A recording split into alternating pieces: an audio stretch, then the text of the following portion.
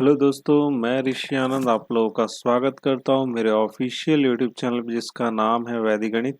तो दोस्तों, ये क्वांटम कैट बाय सर्वेश की ओर सॉल्यूशन सीरीज 11 चल रही है और इस सीरीज में आपको नंबर सिस्टम का सॉल्यूशन देखने को मिलने वाला है। नंबर सिस्टम का पार्ट 18 है और इस पार्ट में आपको क्वेश्चन नंबर 86 से लेकर क्वेश्चन नंबर 90 तक के सॉल्यूशन देखने को मिलेंगे। ये सारे ही जो सवाल होंगे ना आपको लेवल 1 के होंगे।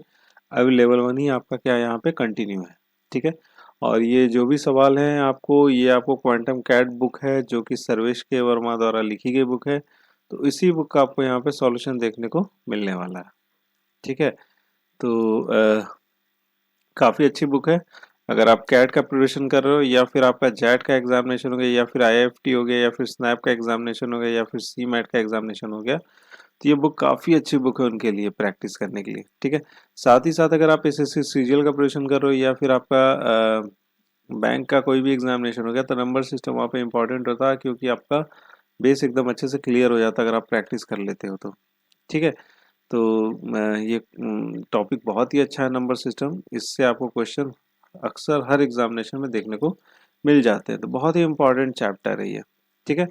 तो दोस्तों, अगर आपको इस वीडियो का अगर आपको पीडीएफ फॉर्मेट चाहिए होगा तो उसका लिंक आपको नीचे डिस्क्रिप्शन बॉक्स में मिल जाएगा। आप चाहो तो डाउनलोड करके अपने फ्यूचर रेफरेंस के लिए रख सकते हो। साथ ही साथ इसका लिंक आपको व्हाट्सएप के ग्रुप में मिल जाएगा मेरे, या फिर आपको टेलीग्राम के भी ग्रुप में मिल जाएगा, ठीक है। और इन दोनों का लिंक आपको नीचे डिस्क्रिप्शन बॉक्स में मिल जाएगा, ठीक है। आप चाहो तो मेरे साथ वहाँ पे भी जुड़ सकते हो, ठीक है। तो चलिए दोस्तों, शुरू करते हैं। एक एक करके क्वेश्चन लेते हैं और उनका सॉल्यूशन देखते हैं।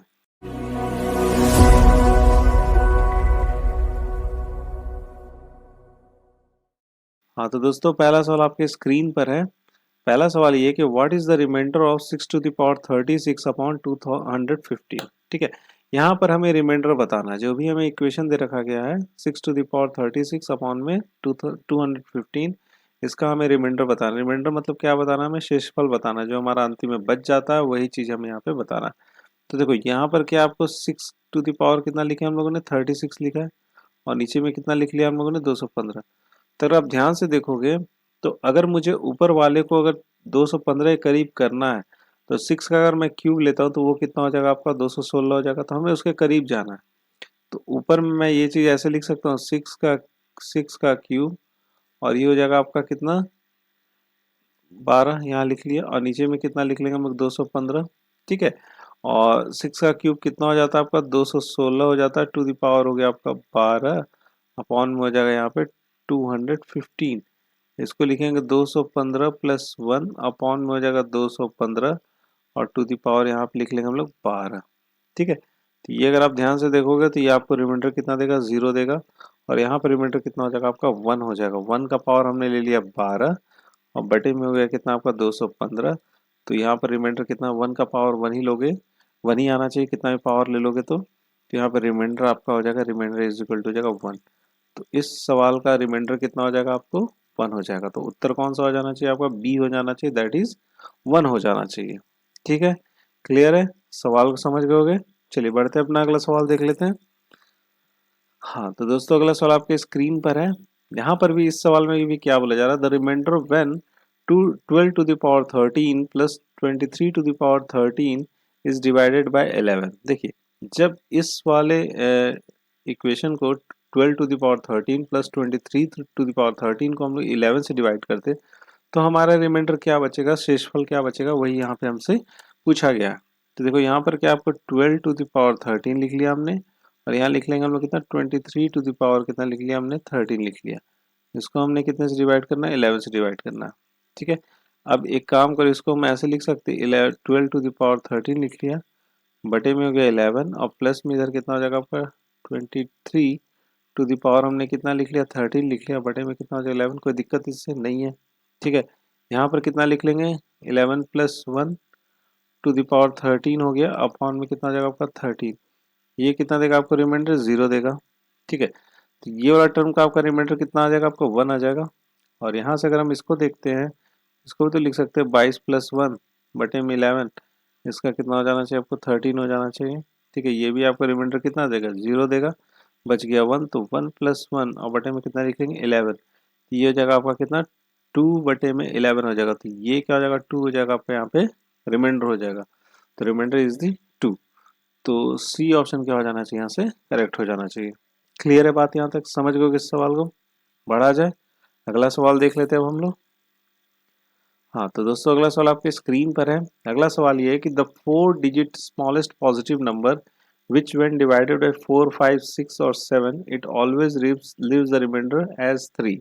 ठीक है, देखिए सबसे स्मॉलेस्ट हमें 4 डिजिट का स्मॉलेस्ट पॉजिटिव नंबर बताना है, जिसको हम लोग 4 से डिवाइड करें, 5 से डिवाइड करें, या 6 से करें, या 7 से करें। तो हमेशा जब भी इनसे हम डिवाइड करेंगे तो हमेशा मुझे जो रिमाइंडर मिलेगा कितना मिलना चाहिए आपको, यहाँ पे 3 मिलना चाहिए। ठीक है, तो ऐसे केस में क्या करेंगे हम लोग, सबसे पहले तो ये चीज देख लेंगे कि 4 डिजिट का स्मॉलेस्ट नंबर। ठीक है, तो 4 डिजिट का स्मॉलेस्ट नंबर कौन सा हो जाएगा, 1000। 4 डिजिट का सबसे स्मॉलेस्ट नंबर कितना हो गया आपका, 1000 हो गया। ठीक है, अब क्या करना है यहाँ पे हमें, जो भी अंक हमें दे रखा गया ना 4, 5, 6, 7, इसका क्या ले लेंगे हम लोग, एलसीएम ले लेंगे। तो एलसीएम ऑफ 4, 5, 6, 7। ठीक है, इसका एलसीएम ले लेना। तो ये हो जाएगा आपका 2 का स्क्वायर, यहाँ पे लिख लेंगे 5। ये हो जाएगा 2 इंटू 3 हो जाएगा, और यहाँ पे लिख लेंगे 7। तो यहाँ पे इसका एलसीएम आ जाएगा, 2 ले लेंगे, 3 ले लेंगे, 5 ले लेंगे और 7 ले लेंगे। सबसे सबका हाईएस्ट पावर ले लेंगे, तो 2 स्क्वायर क्या हो गया आपका, 2 का हाईएस्ट पावर हो गया। ठीक है, तो ये हो जाएगा आपका 20, और ये हो जाएगा आपका कितना, 3 से अगर मल्टी, ये टोटल आपको हो जाएगा 420। कितना आ गया यहाँ पे, 420 आ गया। अब जो भी हमारा 1000 जो यहाँ पे स्मॉलर डिजिट सबसे छोटा है, 4 डिजिट का हमारा स्मॉलेस्ट नंबर है, तो ये लिखेंगे हम लोग 1000, और जो भी हमारा एलसीएम है उससे डिवाइड करना शुरू कर देंगे। ठीक है, तो ये कितने से चल जाना चाहिए, 2 से जाएगा, तो ये 0 हो गया, 4 हो गया, और यहाँ पे कितना जाएगा, 8 हो जाएगा। ये 0, ये 6, और ये कितना जाएगा आपका 160। कितना हो गया आपका 160 आ जाएगा। ठीक है, अब एक काम कीजिए, जो जिससे हम लोग डिवाइड करें तो उससे से 160 को क्या कर लीजिए, माइनस कर लीजिए। तो 160 को जब माइनस करेंगे तो ये आ जाएगा, ठीक है, और ये हो जाएगा यहाँ पे 260।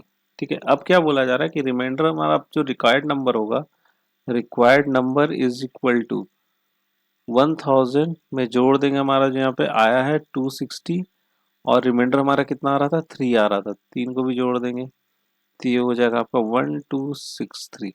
तो रिक्वायर्ड नंबर हो गया हमारा 1263। तो सी ऑप्शन हो जाएगा यहाँ से करेक्ट हो जाएगा। क्लियर है बात यहाँ तक, समझ गए इस सवाल को? ठीक है, चलिए बढ़ा जाए, अपना अगला सवाल देख लेते हैं।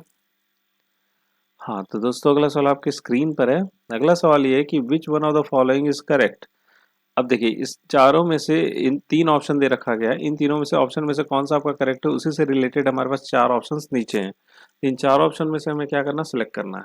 ठीक है, अब देखिए जैसे पहला जो दे रखा गया, हमें क्या दे रखा है, 13 to the power 31 is greater than 31 to the power 13। देखिए मुश्किल है थोड़ा, लेकिन इसको समझिए। 13 टू द पावर कितना बोला गया, यहाँ पे 31 बोला गया, उसका इज ग्रेटर देन कितना बोलेगा, 31 टू द पावर 13। ठीक है, 13 का पावर हमने 31 ले लिया, और 31 का पावर कितना ले लिया, 13 ले लिया। अब इसमें से बोला जा रहा है 13 का जो पावर 31 है ना, वो क्या आपको बड़ा है किससे, 31 का पावर 13 से। चलिए इसको देख लेते हैं कैसे होगा। अच्छा एक चीज़ समझिए, अगर मैं यहाँ पे लिख लेता हूँ 13 का स्क्वायर, तो यहाँ पर मैं लिख सकता हूँ 31 अपॉन में 2 is greater than 31 to the power 13। ठीक, कोई दिक्कत है, 2 से मल्टीप्लाई करेंगे तो फिर से कितना आ जाएगा आपका, 31 ही आ जाएगा पावर। ठीक है, 13 का स्क्वायर कितना होता है आपको, 169। ठीक है, टू द पावर हो जाएगा आपका 31 अपॉन में 2 which is greater than 31 to the power 13।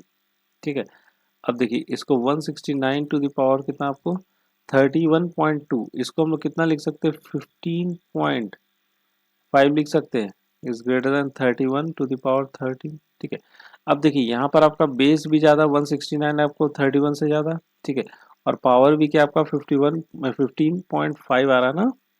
ठीक है, 15.5 आ रहा है, और ये कितना आ रहा है आपका 13 आ रहा है, तो पावर भी हमारा क्या ज़्यादा है। तो इसका मतलब क्या है कि 169 टू द पावर जब हम लोग लेंगे 15.5, वो हमेशा क्या होगा आपका 31 टू द पावर 31 से क्या होगा, यहाँ पे ज़्यादा होती है। ये क्या हो गया आपका, ट्रू हो गया। पहला वाला क्या आपको ट्रू है। ठीक है, करेक्ट हमसे पूछा जा रहा है ना। अब चलिए दूसरा वाला चेक कर लेते, तो दूसरा वाला क्या बोला गया कि 10 टू द पावर कितना आपको 100 है, और जो कि स्मॉलर देन है कितना से आपको 100 टू द पावर कितना आपको 10 है। ठीक है, अब देखिए इसको हम ऐसे लिख सकते हैं 10⁻100 हो गया, और इसको क्या लिखेंगे 10 का स्क्वायर, 100 को लिख सकते हैं ना 10 का स्क्वायर इंटू 10 हो जाएगा, और ये यहाँ से निकल के आ जाएगा आपका 100 सॉरी 10⁻100 इज स्मॉलर देन कितना हो जाएगा आपका 10 कितना हो जाएगा 20। तो यहाँ साफ पता चल रहा है कि ये जो है आपका ये वाला टर्म का आपका छोटा बड़ा नहीं हो सकता, ये क्या होगा आपका इससे छोटा ही होगा। ये कौन सा टर्म हो गया आपका फॉल्स हो गया, ये क्या हो जाएगा आपका फॉल्स हो जाएगा। क्लियर है ये बात यहाँ तक, ठीक है। अब तीसरा वाला देख लेते हैं, तीसरा वाला क्या बोला जा रहा है 2⁻32 है इज स्मॉलर देन 32 स्क्वायर, ठीक है 32 का स्क्वायर, ठीक है। अब देखिए इसको कैसे सॉल्व कर सकते हैं, क्या बोला गया 32 बोला गया, अच्छा 2 मैं 5 लिख सकता हूँ, 32 को लिख सकता हूँ ना, और पावर 2 हो जाएगा, ये हो गया आपका 2⁻32 ये स्मॉलर देन यहाँ पर आ जाएगा आपका 2⁻10 आ जाएगा, ठीक है। जो कि आपको देख के ही पता चल रहा बेस हमारा सेम है, लेकिन पावर जो आपको 32 के आपको 10 से ज़्यादा है, लेकिन आपका यहाँ पे क्या उल्टा है, इसको लिख लेंगे हम लोग क्या हो जाएगा हमारा फॉल्स हो जाएगा, ठीक है।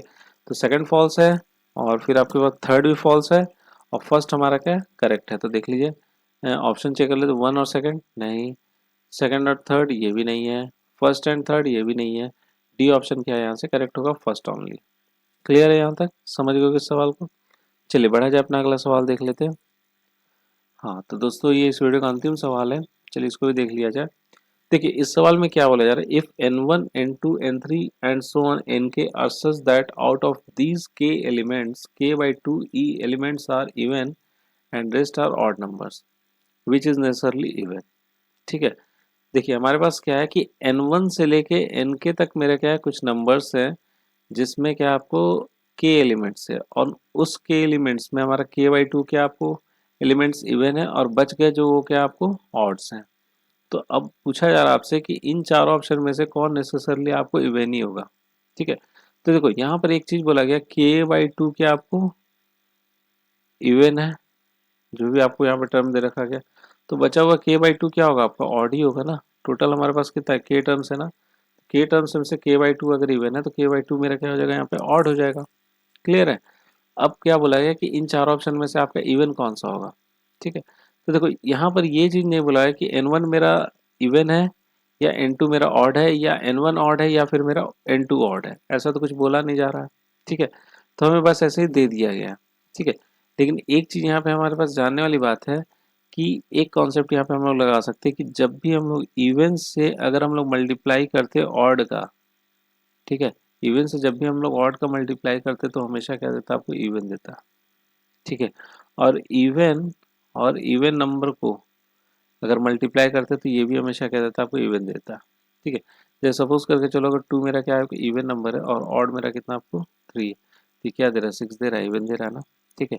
अगर मैं यहाँ पर अगर इवन लेता 2 यहाँ पर मेरा इवन है, और एक और टर्म हम लोग इवन ले लेते 4, यहाँ पे क्या आ रहा है आपको ऑड आ रहा है 8 आ रहा है, ये भी क्या है मेरा इवन ही है।